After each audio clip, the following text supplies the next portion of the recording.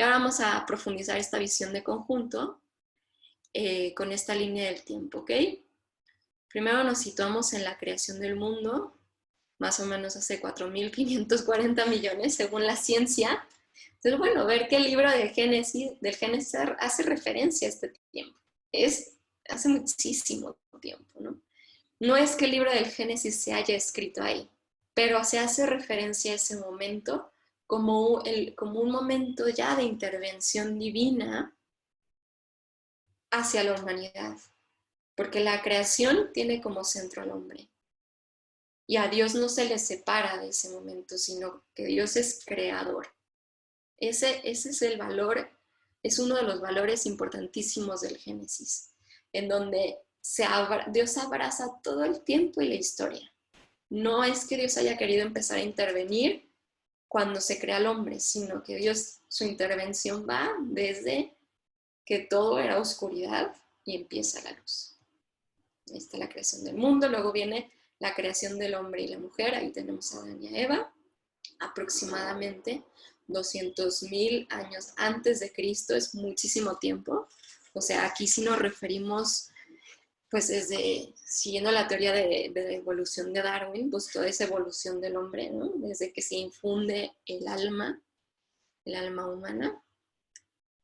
Y luego tenemos a Abraham,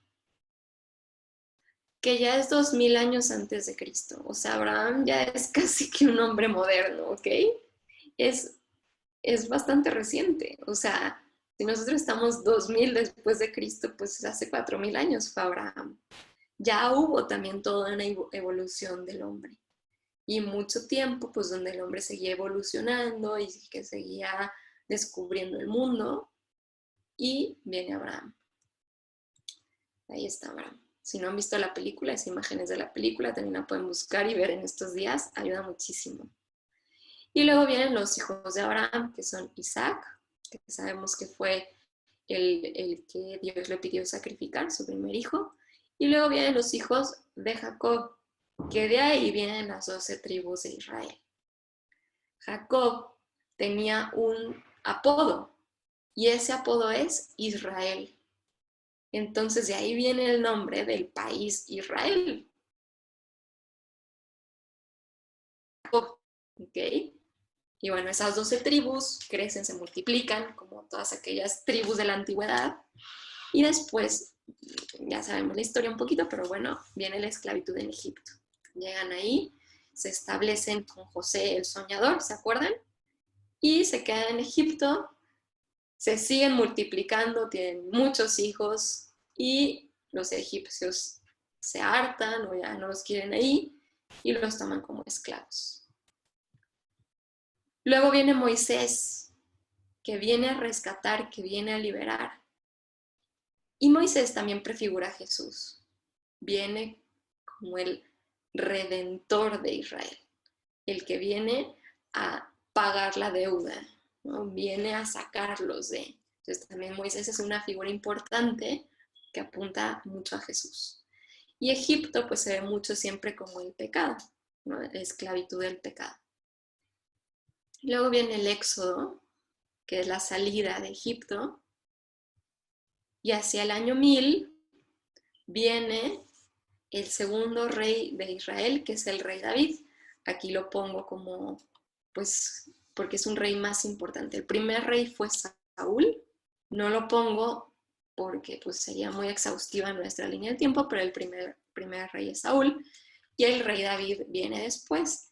Es más importante porque se sabe más de él, y sobre todo por su historia, porque fue un rey elegido por Dios desde niño, y en el cual Dios manifestó toda su fuerza cuando derrota a Goliat, y que luego crece y de verdad ama muchísimo a Dios. Y en ese gran amor de Dios tiene una caída muy grande, pues ya saben que tiene un hijo con Betsabé, manda matar a su esposo, a Uriel, y pues así es como peca, ¿no? Entonces tiene también una historia de pecado y de perdón el rey David. Y después viene un rey que según se dice fue todavía más grande que David porque el reino se extendió aún más. Viene Salomón. Salomón pues se extiende tanto su reino que él cae en un pecado de idolatría, porque se casa con muchas mujeres y sus mujeres tenían muchos dioses y acoge esos dioses, y pues ese es el gran pecado de Salomón. En la época de Salomón se construye el primer templo de Jerusalén, de lo cual vamos a hablar en la siguiente clase. Y después viene una división del reino. Al permitir Salomón como tanta entrada y tanta mezcla de cultos, se genera una división y se divide el reino en norte y sur. También lo vamos a ver para entender un poquito más, porque aquí empieza la tragedia del pueblo de Israel. Y si en la época de Jesús se esperaba un Mesías, es porque se esperaba que viniera un rey a unificar el reino de nuevo. Porque bueno, luego ya viene la invasión romana, ¿verdad? Pero se esperaba un rey que fuera tan grande como el rey David.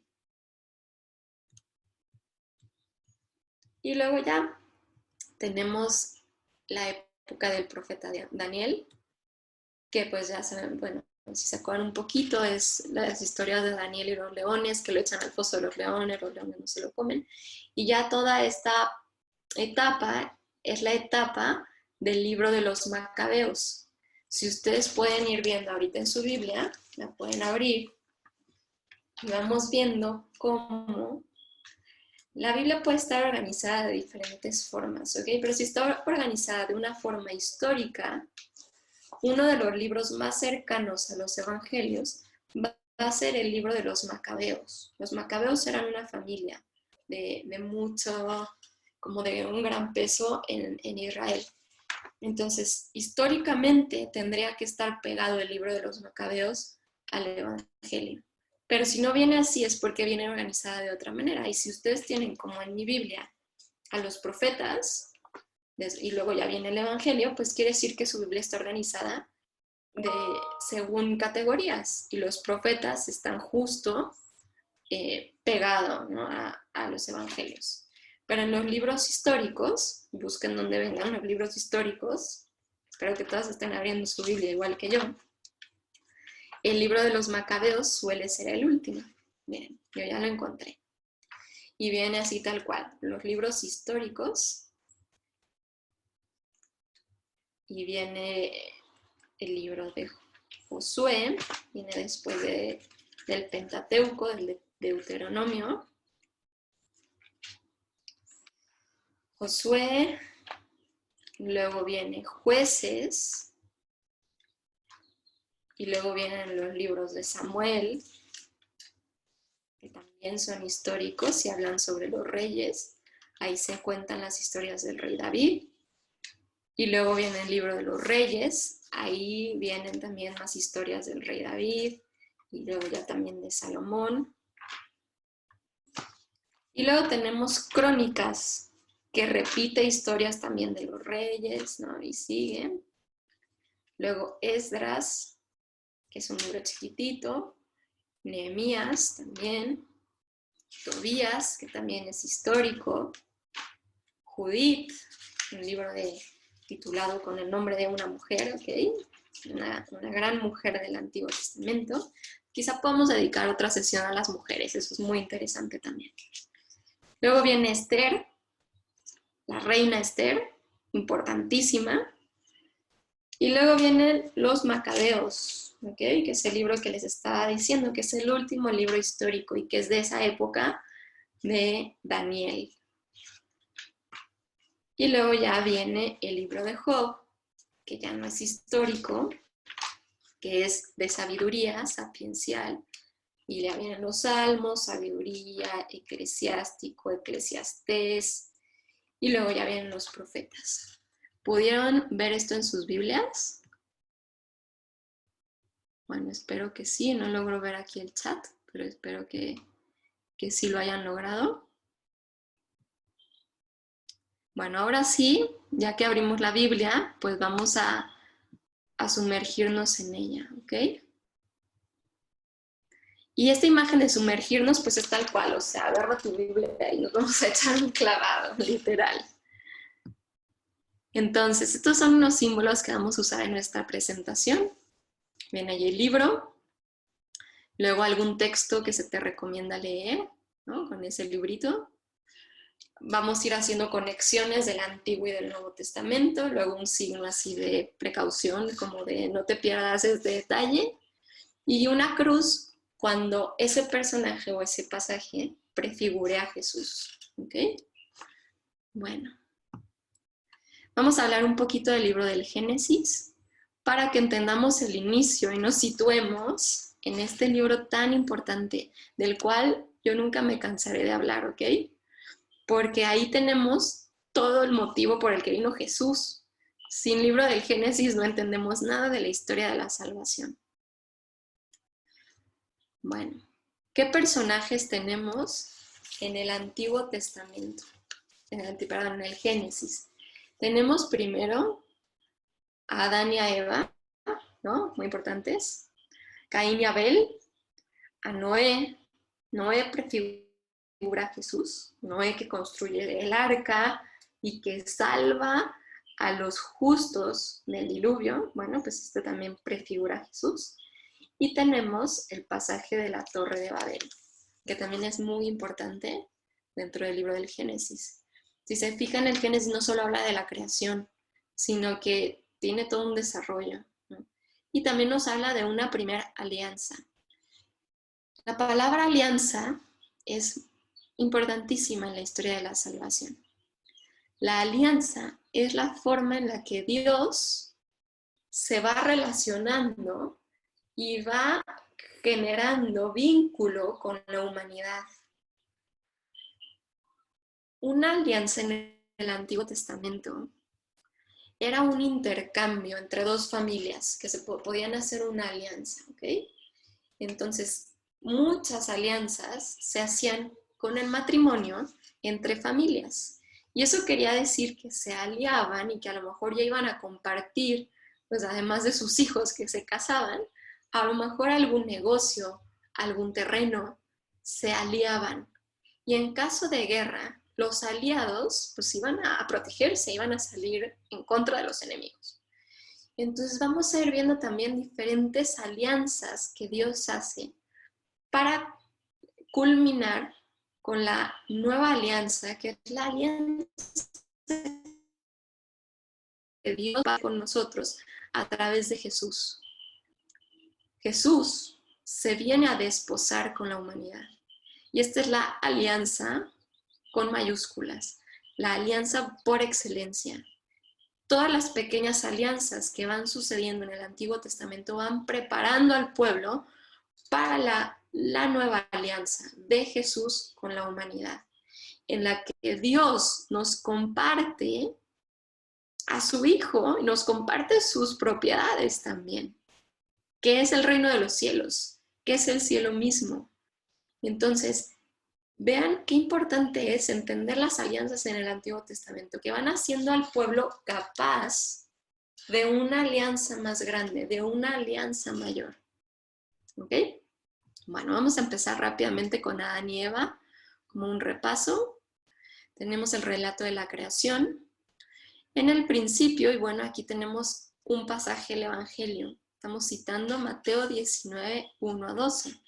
Este es el pasaje en el que Jesús habla sobre el matrimonio y los fariseos le están preguntando, ¿se vale divorciarse? Y ellos ya querían seguro separarse de sus mujeres, igual y alguno tenía problemas con ella y quería el apoyo de Jesús. Y entonces le preguntan, ¿se vale divorciarse? Y Jesús dice, no, en el principio no fue así. Y este pasaje es como San Juan Pablo II empieza sus catequesis de la teología del cuerpo. Él toma este pasaje justamente para volver al Génesis y ver cuál era el plan original de Dios en cuanto a hombre y mujer.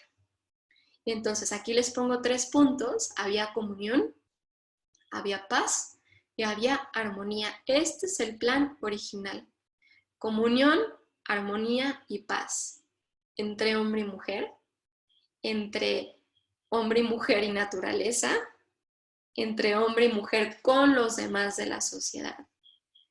Entonces, qué importante es retomar el principio y ver el Génesis así. Este era el plan original de Dios. Y como este plan se rompió, Dios ha tenido que ingeniarse toda esta historia de salvación, no solo para regresar al principio, sino para mejorar a eso, porque el reino de los cielos es una mejoría del principio. No es que vamos a volver a ser como Adán y Eva, es que hay, de verdad, o sea, es todavía el doble o el triple o el cuádruple, no sé ni cómo dimensionarlo, va a ser todavía más maravilloso que lo que hubo en el principio. Porque esta comunión, esta paz y esta armonía va a estar potenciada por esa alianza y por esa participación en Dios a la cual estamos llamados. Bueno, entonces las invito a retomar el Génesis y que en esta semana ojalá lo puedan retomar y leer para volver al inicio, ya no como catequesis de primera comunión, que seguro ahí se los enseñaron, sino para renovar mi lectura de la Sagrada Escritura. En el principio, ahí les pongo una cita, creó Dios los cielos y la tierra. Qué increíble, Dios creador. Ahí tenemos una imagen de la Capilla Sixtina, donde Miguel Ángel, pues justamente pone a Dios Padre creando al ser humano. Aquí también puede haber toda una clase. Si se fijan, pueden ver el cursor de mi mouse. Bueno, esto de acá atrás es como un cerebro, pero a la vez también es como un vientre, ¿ok? Es un Dios que tiene todo ese plan maravilloso aquí, pero que da vida, ¿no? Y transmite su vida a imagen y semejanza de Él, crea al hombre. Y aquí, al lado de Dios Padre, está Eva. ¿Ya la vieron? Pero que sí, está Eva justamente en espera de ser creada, de ser lanzada como esa compañera de Adán. Bueno, ahí tenemos otra cita del Génesis. Estos son los orígenes de los cielos y la tierra. Ahora, bien importante entender esto. En el Génesis hay dos relatos de la creación. El primero está en Génesis 1, el segundo en Génesis 2. Hay muchos estudios de la Biblia que hacen un paralelismo de estos dos relatos. Lo que ahí les puse es un paralelismo. En el principio creó Dios los cielos y la tierra. En el segundo relato se dice así: estos son los orígenes de los cielos y de la tierra cuando fueron creados. Y se puede ir viendo cómo estos dos relatos se van complementando y nos van enriqueciendo nuestra mirada de la creación. Bueno, las invito a que lean estos dos relatos y vean qué diferencias y qué similitudes se encuentran. Y como tarea o como invitación más que tarea, porque la tarea suena como algo muy pesado, pero esto es emocionante, oigan. Lean los dos relatos y mándenme por WhatsApp qué encuentran de diferencias y qué encuentran de similitud, para que lo podamos ir comentando. Bueno, se puede observar en estos dos relatos pues diferentes puntos de vista. Este es simplemente uno, ¿no? Creó Dios al hombre a su imagen, a imagen de Dios lo creó, varón y mujer los creó. Y luego en cuanto al segundo relato, ese es el relato de formó al hombre del polvo de la tierra y sopló en su nariz aliento de vida. Es otro relato, es distinto, pero quizá más descriptivo, quizá más bello, ¿no? Traten de leerlo y de encontrarlo. No me quisiera detener aquí porque nuestro objetivo es ver la historia de la salvación, pero que sepan que aquí hay mucho de lo cual podríamos hablar y sacar muchas reflexiones y sobre todo entender muy bien cómo Dios nos creó y cómo somos imagen y semejanza suya. Bueno, la creación del hombre, hagamos al hombre a nuestra imagen. Esto es una prefiguración de la Santísima Trinidad. Aquí Dios se revela como hagamos, como un nosotros. Dios se revela como nosotros, no como uno. A nuestra imagen, conforme a nuestra semejanza. Pues bueno,